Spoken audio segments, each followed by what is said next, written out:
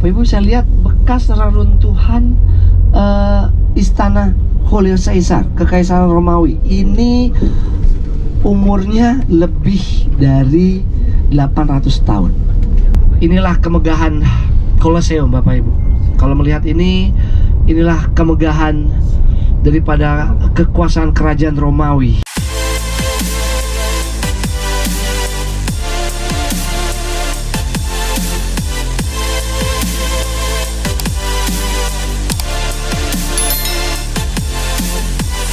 Hari ini kita ada tiga spot. Yang pertama ini Vatikan dan kita akan kembali lagi. Kemudian kedua Colosseum. Wow, kita habis waktu juga ya. And then kita akan ke Fontana di Trevi. Trevi Fountain. Ini air mancur yang cukup famous. Hah? Logo stempel gitu di mobil. Logo mobil kayak di depan itu loh. Oh, Audi Jeep. Oke, perihal Colosseum Bapak Ibu, kita tidak akan masuk ke dalam. Yang pasti kita akan berfoto dari luar saja. Anyway, ini adalah arena gladiator. Saya yakin Bapak Ibu cukup familiar dengan gladiator. Banyak sekali film-film bercerita tentang gladiator. Itu sebenarnya cerita tentang masa kerajaan dulu Romawi pada saat Kaisar Julius Caesar. Jadi Colosseum ini adalah arena pertandingan para gladiator. Siapakah gladiator ini? Gladiator ini adalah para budak-budak Romawi yang dilatih untuk dijadikan petarung.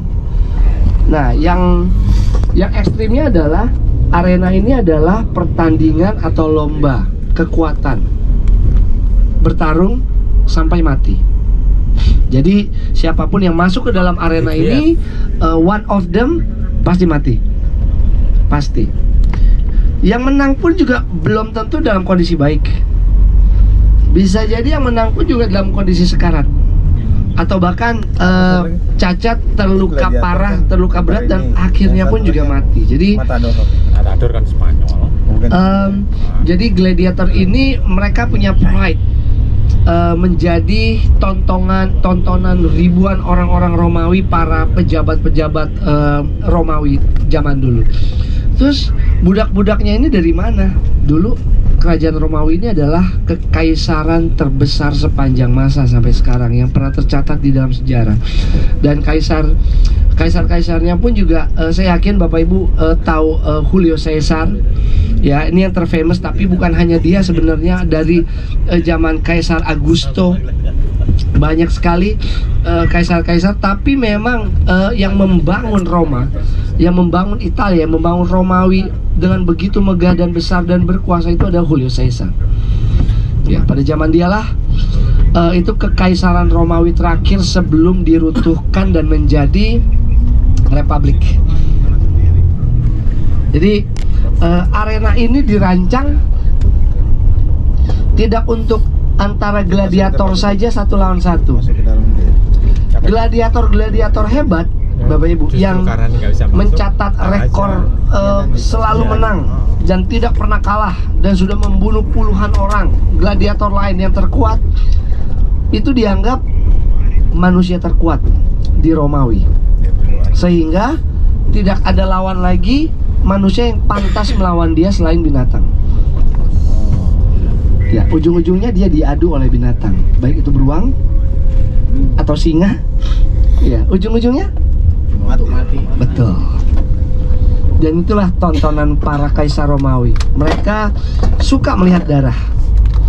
Buat mereka darah itu tontonan yang mengasihkan, yang menyejukkan. That's why. Nah, para budak-budak ini memang sengaja dilatih Bapak Ibu. Jadi mereka itu sebenarnya belum bergelar gladiator sebelum mereka benar-benar turun ke dalam arena. Mereka diambil dari manapun, kadang dibeli oleh penjual budak, mereka dijadikan budak. Dari segi fisik mereka dilihat, kalau cukup proper mereka akan dilatih. Ada rumah pelatihan khusus untuk gladiator. Ya, jadi banyak banyak para pemilik arena-arena juga arena kecil ya Bapak Ibu ya. Pemilik arena mereka membeli budak sengaja untuk dilatih menjadi gladiator, dan dia boleh saling mengadu gladiator ini dengan taruhan. Banyak yang menjanjikan gladiator ini kalau menang terakhir kali ini, misalkan dia sudah seperti 20-30 kali bertanding, mereka akan dilepaskan sebagai orang bebas, bukan sebagai budak. Ya, diberikan surat kebebasan. Banyak yang dijanjikan seperti itu, tapi tidak pernah ada yang terjadi. Beberapa budak mencatat sejarah, yes, pernah keluar dari perbudakan karena menjadi seorang gladiator yang mendapatkan kebebasan. Dulu ada filmnya yang saya suka nonton, bagus sekali, judulnya Spartacus kalau nggak salah ya. Spartacus, ini film benar-benar tentang gladiator, dan ini seru sekali. Oke, so peradaban di Roma ini menjadi kota tertua ya Bapak Ibu, dan banyak historical. Dulu Roma ini ceritanya adalah, menariknya, yang membangun kota Roma ini cerita para dewa-dewa. Dulu ada dua kakak beradik. Siapa Pak? Betul. Remulus dan Remus. Ya, ini ada dua orang kakak beradik. Ya, ini cerita dewa-dewa. Dua orang kakak beradik yang pada saat dilahirkan tidak punya orang tua, akhirnya dipelihara oleh seorang serigala, seekor serigala besar. That's why Bapak Ibu kalau lambang AS Roma, itulah serigala, ya, serigala, dan ada anaknya yang sedang menyusui. Ya, ini lambang kota Roma sebenarnya, karena ya Roma ini yang membangun dulu, konon cerita menurut sejarah itu adalah dua orang kakak beradik, Remulus dan Remus. Nah, namun at the end, ya ini masalah kekuasaan lagi ya. At the end, ya ini menceritakan tentang manusia. Akhirnya dua-duanya si kakak beradik ini dalam membangun Roma terdapat perselisihan, dan adiknya Remus dianggap oleh kakaknya melangkahi batas atau lebih dominan, sehingga dibunuh oleh kakaknya sendiri, oleh Remulus. Ya, jadi sejak saat itu Remulus membangun atau menjadi penguasa kota Roma sendiri di sini. Ada beberapa spot yang bagus juga Bapak Ibu. Nanti kalau Anda tebak perpustakaan tadi adalah gedung parlemen, di sini adalah Galeri Vittorio Emanuele yang seharusnya kita akan lewat, karena di alun-alun kota Roma itulah gedung parlemen di kota Roma. Di Italia ini sekarang menjadi salah satu negara Schengen. Bapak Ibu lihat sebelah kiri, itu gedung parlemen yang warna putih. Di atasnya ada kuda, di puncaknya. Ya, itu keren sekali. Kita harusnya pada saat ke Kolosseum kita akan lewat itu Bapak Ibu. Itu satu jalan. Sekarang negara Italia merupakan salah satu dari negara Eropa yang terkorup. Ya, terkorup. Mereka punya sekarang melebihi kita. Mereka punya 26 partai politik dan semuanya korup. Ya, that's why banyak negara-negara maju yang masuk ke Schengen seperti Jerman, Austria, itu mereka agak sedikit menolak Italia di Schengen karena ya karena negara Eropa bersatu, mata uangnya pun juga euro. Mereka merasa harus menopang beberapa negara yang seharusnya sudah jatuh, seperti Italia, seperti Yunani. Yunani itu sudah negara bangkrut ya Bapak Ibu, anyway sebenarnya. Tapi dengan Uni Eropa, negara bersatu, Eropa bersatu, akhirnya banyak negara-negara maju ya, seperti saya bilang, seperti Austria, negara kaya seperti Jerman. Mereka itu harus menopang negara-negara yang tingkat ekonominya itu di bawah mereka, mau tidak mau. Untuk living cost di sini Bapak Ibu, saya sharing sedikit kiat. Kalau Bapak Ibu mau tahu, lagi jalan-jalan terus mau tahu living cost di negara ini setinggi apa, simple. Ini kiat simple para traveler. Ini Bapak Ibu tinggal mampir ke gerai makanan French fries, fast food yang ada di setiap dunia. Franchise. Iya. You said French fries. franchise. Franchise McDonald. Dari McDonald, Bapak Ibu cukup beli paketnya, and then dari situ Anda tahu compare dengan Indonesia. Ini cara simple. Kalau Anda mau tahu berapa besar, berapa tinggi living cost di sini. Belum ada yang beli McDonald, mungkin ada ya kemarin ya. Belum ada yang jajan McDonald. McDonald saya rasa 50.000 dapat ya di sini. Di Indo udah package burger dan yang lain-lain. Kalau di sini saya rasa mungkin sekitar 200.000 at least. Ya, 18 euro Pak, ya 250.000. So ya simple, living cost di sini 5 kali lipat lebih tinggi dari Indo, more or less, kurang lebih, dari soal makanan dan yang lain-lain. Ini tidak dipukul rata ya Bapak Ibu, enggak. Ini hanya kiat simple untuk tahu perbandingannya seberapa jauh selisih living cost di Indonesia dengan di Itali, di negara Roma khususnya. Ini Roma ini negara capital city, ibu kota. Penduduknya cukup besar, di metropolitan itu mencapai 8 juta. Ya, padat ya Bapak Ibu, cukup padat.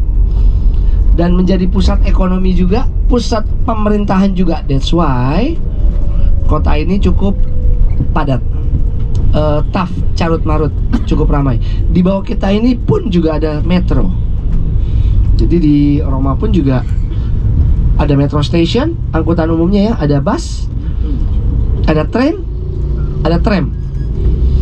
Taksi di sini unik Bapak Ibu, kalau Bapak Ibu perhatikan, taksi di sini simple, semuanya harus berwarna putih. Nggak ada taksi dengan warna lain.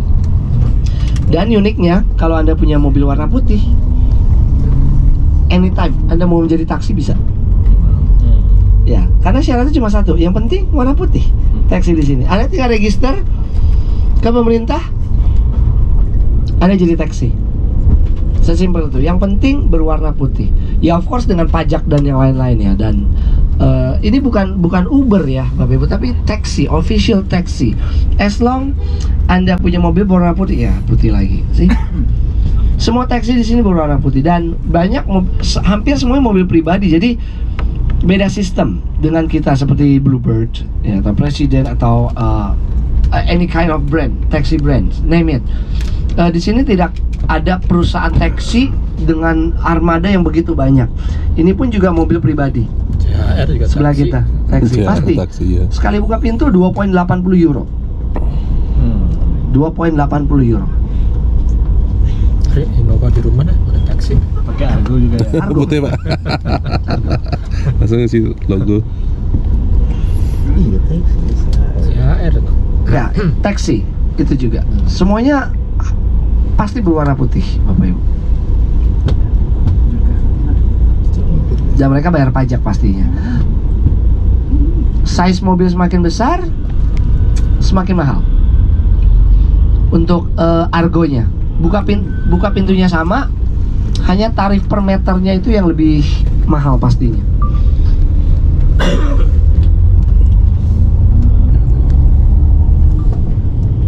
Oke, here we go. Saya minta Bapak Ibu lihat ke sebelah kiri.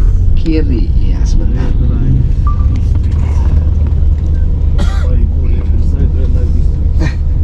No. Bapak Ibu tahu kata Ben-Hur? Ya, Ben-Hur? ya. Di depan sebelah kiri ini bekas arena Ben-Hur. Pacuan kuda. Iya, balapan kuda. Sebelah kiri.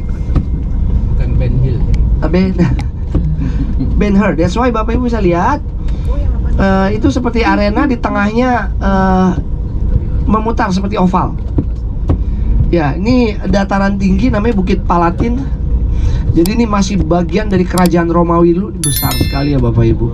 Dan Bapak Ibu bisa lihat itu reruntuhan batu-batu itu bekas Palace Caesar, Julius Caesar.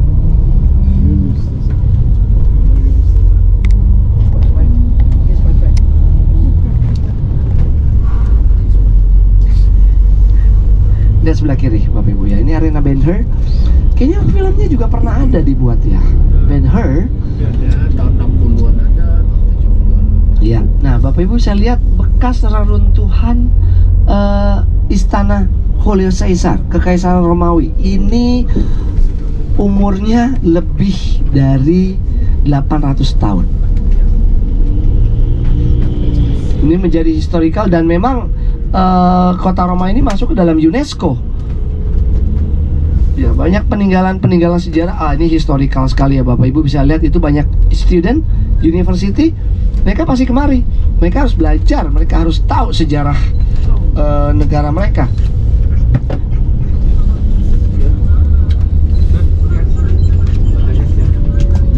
Ya benar sejarah. Tapi nggak nyambung dengan sirah Nusantara. Jauh gitu.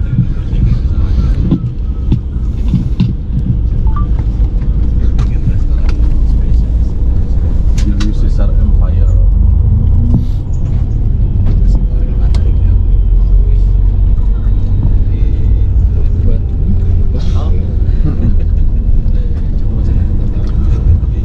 Ya, ini kiri masih tersisa hampir utuh menara pengawas Ben-Hur. Ya, menara pengawasnya, tapi sudah tetap sudah beberapa kali renovasi Bapak Ibu. Jadiin apa sekarang ini? Ya Pak, Dijadiin apa? ini jadi warisan negara Pak, masuk UNESCO, dipelihara dan dijaga dengan baik. Apa tuh? Dijadikan situs UNESCO. Terus peninggalan. Iya, dan ini sangat dijaga sekali. Sangat dijaga sekali. Bayangkan ya Bapak Ibu, maksudnya di dalam kota sebesar ini, di zaman modernisasi ini Ya, masih harus banyak peninggalan-peninggalan yang Garis sudah umurnya Garis JR. ratusan 1 bahkan miliar tuh. 1000 tahun yang JR lalu, Sport. udah Tapi yang biasa hampir tuh. 10 abad. Ini bangunan berumur 8 hybrid, abad. hybrid. Nah, kita lihat secara keseluruhan dari sebelah kiri Bapak Ibu. Lihat ke kiri. Ya.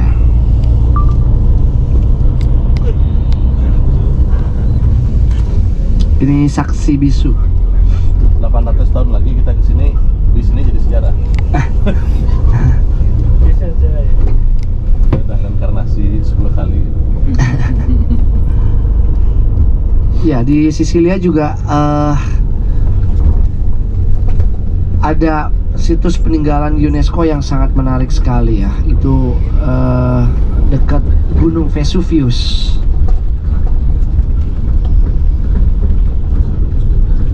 Di depan kita itu adalah Ark de Konstantin, gerbang kemenangan yang dibuat langsung oleh Julio Caesar pada saat dia kesekian kali memenangkan perang. Jadi dia membuat Arc of the Triomphe atau gerbang kemenangan. Nah, kalau Bapak Ibu pernah ke Paris, di Paris juga ada Arc de Triomphe itu, Ya. ya. Bapak Ibu tahu itu persis apa yang ada di Paris itu ada di Roma. Bapak Ibu tahu kenapa? Karena Napoleon Bonaparte, orang Prancis.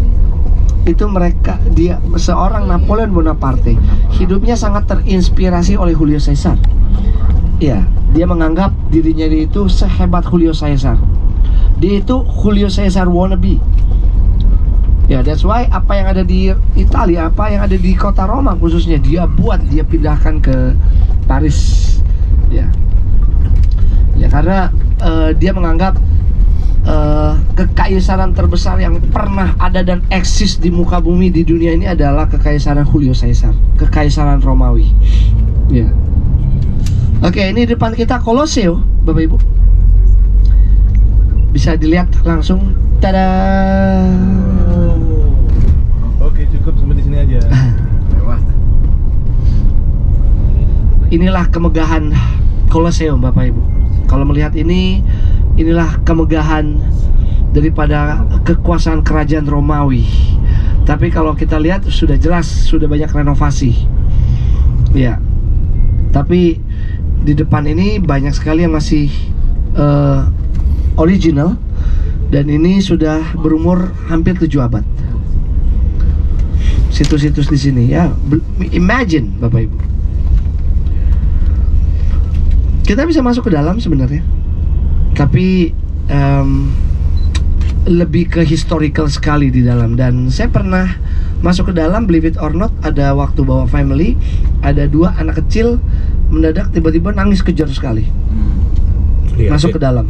Ya akhirnya orang tuanya minta keluar saat itu juga gitu, karena they saw something yang uncommon, tidak biasa. Kita ada 2 anak kecil juga. Oh iya Pak? Siapa Pak? Tuh, lihat itu. Kecilnya. Bu Arifah? Waripa, Anakku. are you saw something? Ya, saya pernah menyaksikan sendiri benar-benar 2 anak kecil di keluarga yang berbeda, dua-duanya kejar, nangis. Mereka tidak menceritakan, keluarga juga tidak menceritakan apa yang mereka lihat, tapi ya kita bisa bayangkan lah yang tertinggal di sini seperti apa. Ribuan, ratusan ribu, mungkin jutaan nyawa selesai di sini. Kita di